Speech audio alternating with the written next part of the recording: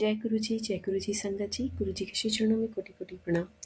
संगत जी, मेरा आज का शुक्राना सत्संग है कि गुरु जी ने मुझे हालांकि मेरे को पता था ये बात और मैं बिलीव करती थी कि ऐसे ही करना चाहिए, मगर उसका रीजनिंग भी दी है, बड़ी बहुत ही सुंदर एग्जाम्पल्स है।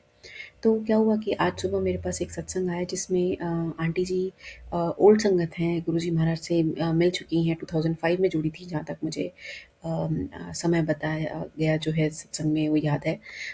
तो 2005 में जुड़ते जुड़ते आंटी जी ने बताया कि वो इतना ज़्यादा गुरुजी महाराज से कनेक्टेड हो गई और उनको भगवान लगते थे वो, और वो उनको मानती थी।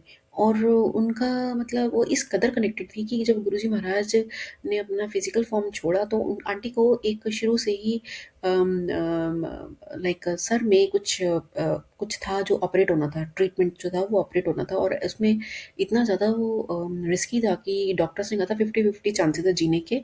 और अगर आप जी भी गए तो उसमें आपको बहुत ज़्यादा परेशानी आ सकती है, मे बी आप बेड रिडन हो जाओ और या कोई और परेशानी आ जाए।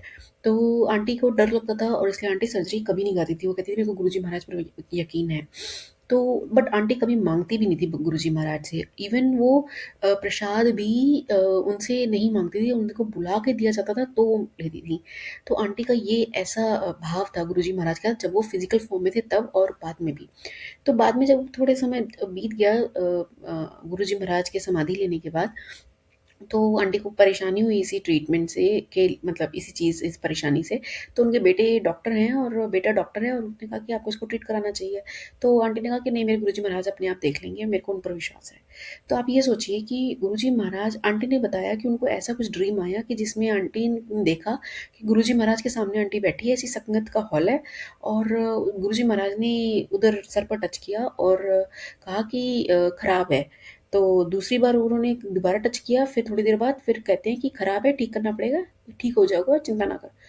और ऐसा करके एक दो बार जैसे टच किया, और फिर आंटी ने देखा कि जहाँ वो कभी कॉम कोम भी नहीं कर पाती थी, मतलब सर पर टच नहीं कर पाती थी, वहाँ एक दो दिन के अंदर वो बिल्कुल जो उठाव था वो बिल्कुल बैठ गया, और वो बिल्कुल आराम से, उनको कोई परेशानी नहीं आ रही, कोई दिक्कत नहीं आ रही।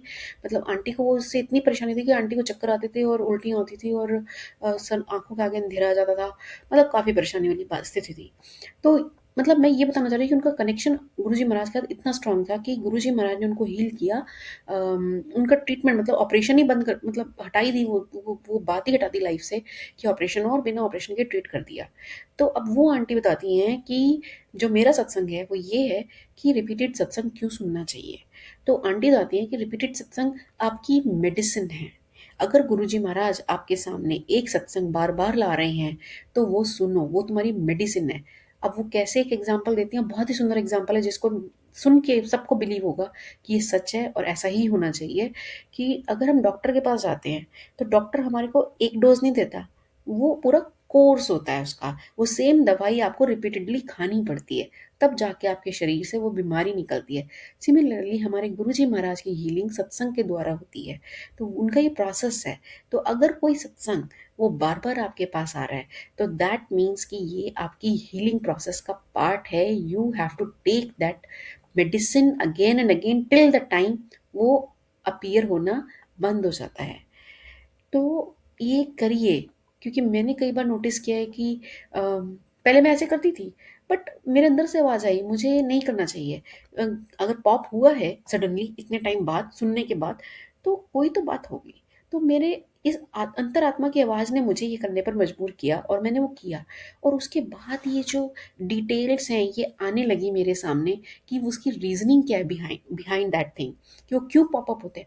आज एक और सत्संग आया मेरे सामने, वो कुछ इंसिडेंट ऐसा था जो मेरे साथ अभी चल रहा है, और उसका मेरे को लगा कि शायद कोई, मैंने सब्सक्राइब करा हुआ है चैनल, तो हो सकता है कि अभी रिसेंटली लोड किया होगा, अपलोड किया होगा, तो वो मेरे पास आ गया।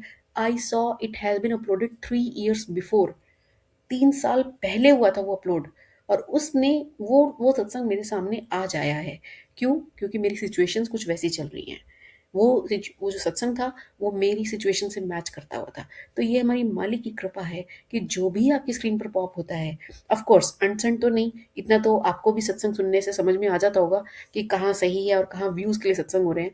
तो बट वो आप अपना जजमेंट रखिए।